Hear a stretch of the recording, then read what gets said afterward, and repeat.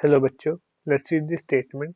Typically, cells that no longer undergo mitosis, having chromosome with dash molecule of DNA, and they remain in the dash subphase of interphase. Option A 1 G1, option B 2 G2, option C 1 G2 या फिर option C 2S. तो जो cell cycle होती है उसमें बोला गया है कि जो सेल साइकिल होती है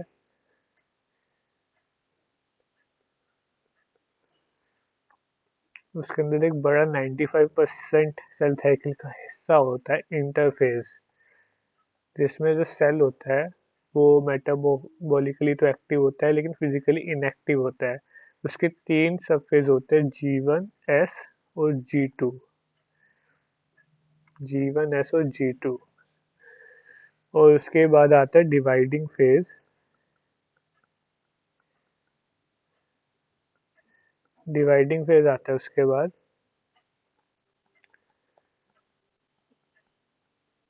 जिसको हम एम फेज होता है। वो माइटोसिस भी हो सकता है और मियोसिस भी हो सकता है।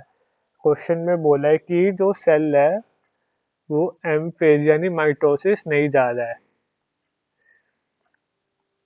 वो माइटोसिस नहीं जा रहा है। तो जो G1 और S होता है उन फेजेस के ट्रांजैक्शन के बीच में एक स्टार्टर मॉलिक्यूल प्रेजेंट होता है। ये जो मॉलिक्यूल प्रेजेंट होता है, अगर जो सेल साइकिल करने वाला जो सेल है वो इस मॉलिक्यूल को या इस पॉइंट को क्रॉस कर जाता है, अगर वो इस पॉइंट को क्रॉस कर जाता है तो जो वो रुक नहीं सकता, वो उसको जो पूरी सेल साइकिल है वो कंप्लीट करनी पड़ेगी।